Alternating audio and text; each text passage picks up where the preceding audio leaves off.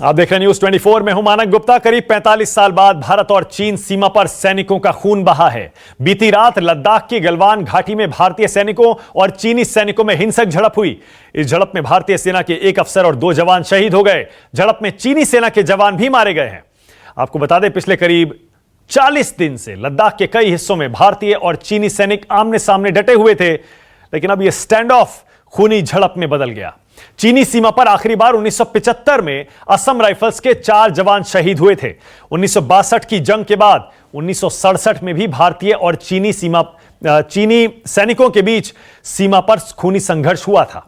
एक बार फिर इस तरह की घटना के बाद अब सवाल उठ रहे हैं, क्या चीन कूटनीति के दरवाजे बंद कर रहा है और धोखेबाज चीन का इलाज क्या है? फिलहाल भारत और चीन का जो बॉर्डर विवाद और उस पर झड़प हुई है, उस पर कांग्रेस पार्टी का बयान आ गया है। कांग्रेस पार्टी का कहना है कि देश की सुरक्षा से कोई समझौता नहीं किया जाएगा, लेकिन जो कुछ हो रहा है उस पर सरकार चुप क्यों है? कांग्रेस पार्टी की तरफ से आधिकारिक बयान जारी किया गया है, जिसमें कांग्रेस ने कहा है भारत की सीमा और सुरक्षा से कोई समझौता नहीं होगा, लेकिन हमारे सैनिकों की शहादत हुई है।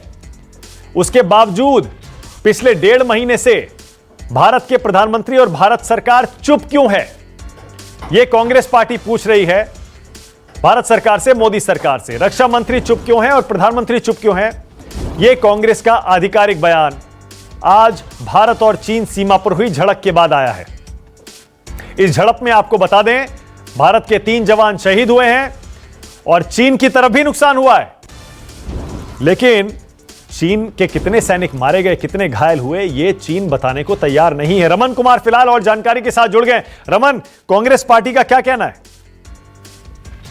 लेकिन कांग्रेस पार्टी ने आपत्ति जताई है इस बात को लेकर कि भारत की सुरक्षा और क्षेत्रीय अखंडता से कोई समझौता स्वीकार नहीं किया जा सकता। और जैसे ही ये सूचना आई, उसके बाद से प्रधानमंत्री और रक्षा मंत्री की चुप्पी ये अपने आप में आपत्तिजनक है और इनको पूरे देश की जनता को भरोसे में लेना चाहिए। और जब कल ही रात में ये घटना हो चुकी थी, हमारे जवान शहीद हो चुके थे, तो आज दिन में इसकी जानकारी क्यों दी गई और कुछ ही देर के बाद उस स्टेटमेंट में बदलाव क्यों किया गया? इन सारे तथ्यों को सामने रखने के बाद कांग्रेस पार्टी का ये मानना है कि पूरा देश भारत की राष्ट्रीय सुरक्षा और भूभागीय अखंडता की रक्षा के लिए एकजुट है, पर मोदी सरकार को यह याद रखना होगा कि संसदीय प्रणाली में शासकों की गोपनीयता या चुप्पी का कोई स्थान नहीं है। ओके रमन, कांग्रेस पार्टी का जो बयान आया है उसके बारे में बता रहे हैं। कांग्रेस ने सीधे सवाल पूछे हैं केंद्र सरकार से, आखिर प्रधानमंत्री रक्षा मंत्री चुप क्यों हैं? जो कुछ चीन सीमा पर हो रहा है उसके बारे में देश को बताते क्यों नहीं? बहुत शुक्रिया रमन इस जानकारी के लिए।